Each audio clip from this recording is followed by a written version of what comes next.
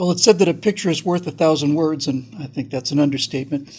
Looking back at the events in the horrible shooting in Uvalde, I'm left with two images. This is the first one. It's the one we use for the thumbnail. It's the crease in the hat of one of the Border Patrol agents who drove 40 miles to actually break into the school and do something about this active shooter. He was apparently getting a haircut at the time, although there are two guys involved, and to be perfectly honest with you, I don't know if I can get them separated, but somebody was in a barber chair. Anyway, one of them got a text from his wife saying there's an active shooter at the school, and being in the middle of a barber's chair in Texas, he said, "Do you have a weapon?" And the barber apparently had a shotgun, and so he and a partner got 40 miles rolling away to try and do something to stop the guy who was doing all of this killing. The other image I have in my mind is this one. This is apparently a member of the Uvalde Police Department, and you'll notice that he appears to have a vest on. He certainly has something like an M4 hanging from a strap around his neck, but if you look closely in his right hand, you'll see the taser that he's holding, and the taser is there to subdue the parents and other citizens who are trying to get into the school to prevent the murder of their children, while people like this guy with his AR-15 or M4, or whatever the case may be, high-powered military assault weapon, was basically standing around making sure that nobody went in to do the job that he was supposed to do. And by the way, can we just get this out of the way? For most of human history, virtually all of human history for the time we've been human, a sharp, pointy stick has been a military-grade assault weapon. So let's just call it what it is. It's a weapon, okay? And all of this is, once again, the President of the United States goes down there and laments that can nobody stand up to the gun lobby? Thanks for not politicizing it, great uniter. But what I'm left with is a complete and total sense that everything that these people tell us is the answer is wrong. We're told that ownership of our own weapons is not only inconceivable, but anathema. There's no reason whatsoever to have this kind of weapon. Well, there is if somebody inside's got a weapon like that, but put that aside.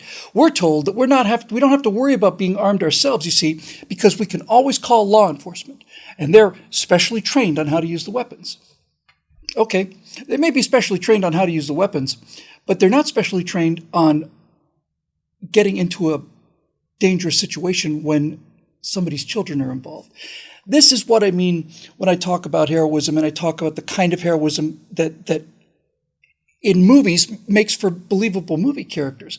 Because not only were a number of men basically being physically restrained, tied up, tied down, kneeled on, tased, gassed, all of this stuff, to stop them from going in and doing the job that the policemen were supposed to do, but a fair number of women were doing it too. This is what people do when they have their children at stake. And of all of the things in this horrendous situation, the thing to me that is the most appalling, most disgusting, the most difficult to come to grips with is the idea that I might be standing there and watching a number of heavily armed police officers standing around talking while gunshots and screaming are coming inside the school, and I decide to go in there, probably unarmed in some cases, probably in most cases, the cases of the parents, to do something, while these people not only are not doing anything, they are going to basically subdue me so that I can't go in there and, I don't want to take the law into my own hands. Sir, I'm sorry, you can't take the law into your own hands. Well, somebody had better take the law into their own hands. And if you guys are not going to take the law into your own hands, then I'm going to take the law into your own hands. I don't need to get into this whole thing about the whole debate, right? It's just very simple for me. Very simple. We know how to reduce these things. We'll never stop them because that's the human condition. I'll come back to that in a minute, but we certainly know how to reduce them. There's no question about this.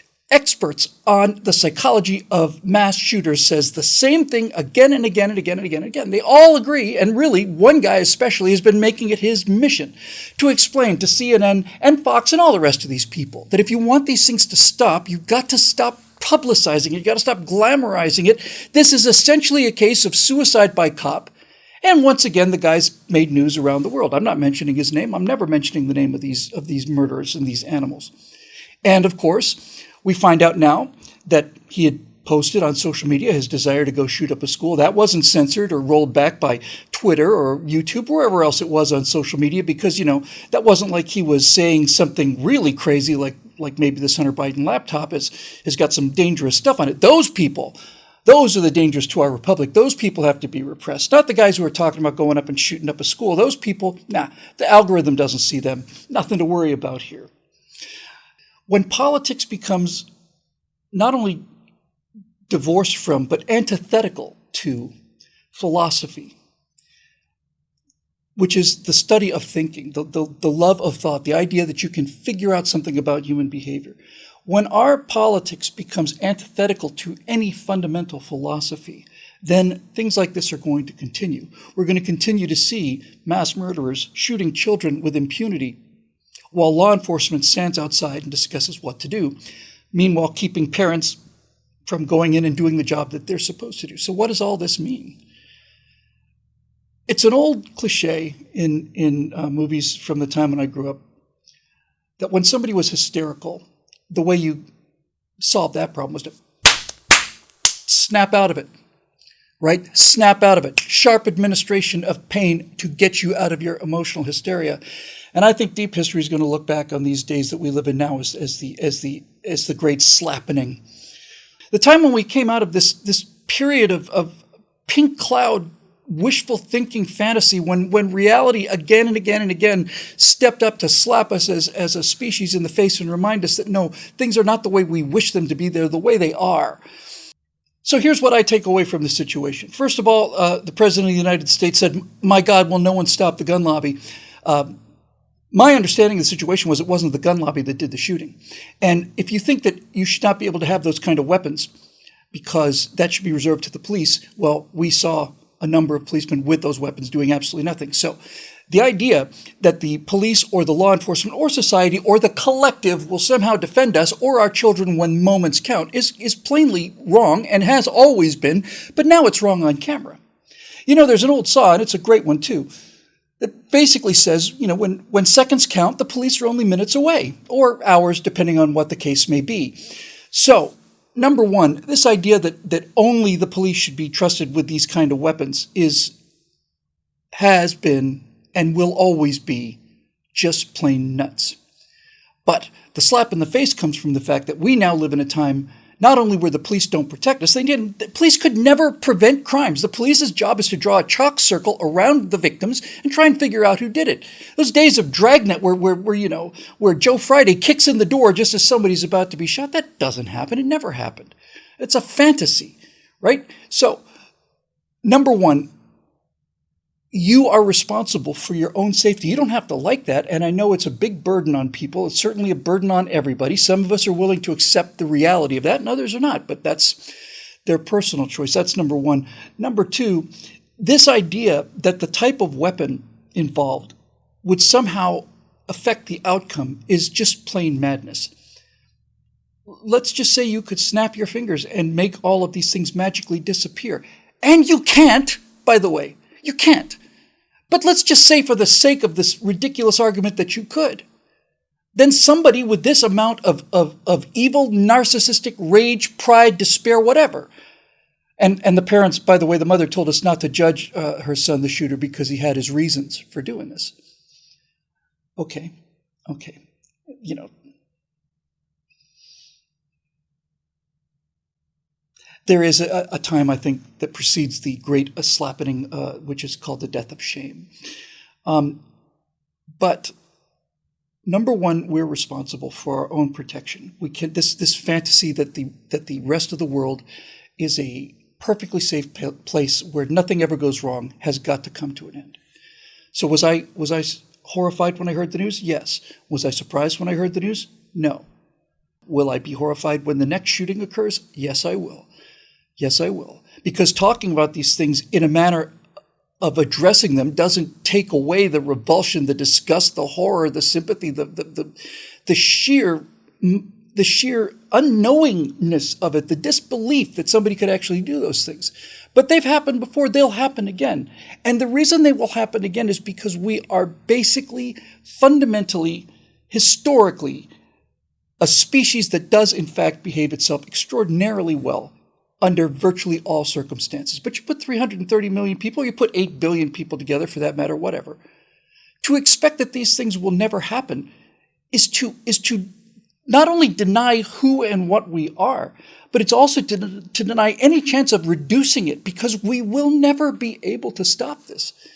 You see, the left thinks that the problem is the guns. We go after the guns. It's not the guns. It's not a gun problem. It's an evil problem. And instead of going after the gun lobby, I'm surprised that the president didn't say, we need to do something about the evil lobby. We need to do something about the people that are doing the killing rather than the things they're using to do the killing with. The weapons in this case are as clear as can be. The weapons are morally neutral. The murderer had an AR Type 15 weapon. The people who stopped the murderer had an AR Type 15 weapon. The weapon is not the problem. As this goes on, and the nation's spotlight is focused appropriately enough on this horrific act, in cities all across America, all of them run by Democrats, this number of murders happens every total 3 days maybe. It is abundantly clear to me by now, given the number of times we've seen this, that the left, and in fact probably politicians in general, have no interest in really alleviating this problem, have no real interest in trying to prevent them. Because if they did, we know what to do. We simply refuse to show the name, face of the people that did the murdering. We don't do a body count so that some other guy can figure I can beat that number. We do all of the things to de-glamorize it that the psychologists who study mass shootings basically say is the primary motivation for people to do them in the first place. We could do that. We could have an algorithm that looked for not just a violent description of acts, but bragging about them. That kind of thing. I'm going to do this. We could have an algorithm that do that. But no, we don't. We have an algorithm that silences the truth when it disagrees with the people who write the algorithms. We could start treating our children as if they're as valuable as the money we keep in a bank or any other place that we arm or guard closely, although my understanding is that there might have been a guard at the school who did absolutely nothing, and a guard who does nothing is worse than no guard at all, and we know that. And finally, we could start asking ourselves some pretty serious questions about what it is to be a sheepdog and why this is not the kind of job for everybody. Because ultimately, when you really get down to it, this is the giant lesson that Uvalde shows us, is that people who wear the uniform, who have the weapons, will stand around with their arms crossed, waiting for their tactical shooters, their body armor, their specialist teams. That's the defense that the police gave. We were waiting for our specialist teams. The officers went in there, they took fire, and so they left. Okay. Well, if you're standing outside next to a group of civilians and you've got a taser in your hand to take down the next mom who has been begging you to go in there and do something about this, and you're going to tase her and handcuff her and take her away for trying to save the life of her children because you won't, and you've got a vest and you've got a military-style assault rifle hanging around your neck, then who are you? What are you?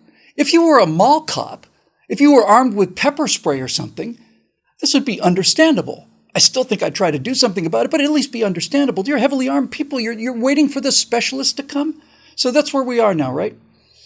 Are you going to do anything to defend yourself? No, I'll wait for the police. Are the police going to do anything? No, they're going to wait for the SWAT team. SWAT team going to do anything? No, they're going to wait for the armor.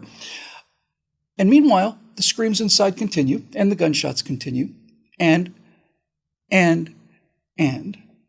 40 miles away, out of the sound, but not out of the reach of the electronics anyway, of the murdering going on in a school in Uvalde, one or two men get the message, grab the nearest weapon, drive for 40 miles, and put an end to this. So despite all of the horror and despair, we're left with what we started with. We're left with a species that is capable of astonishing evil in the case of its most defective members, and astonishing heroism in the case of virtually everyone else. This image of a baseball cap creased by a bullet from a guy who drove a long way to do the job that the people outside the building weren't going to do for whatever reason reminds us that it's not just horror and not just aberration and not just murder and not just evil, that there is in fact great heroism and courage in the world, that there's good in the world, and that this good is everywhere we look for it. And let me just close by one thing here, because I think this really needs to be said.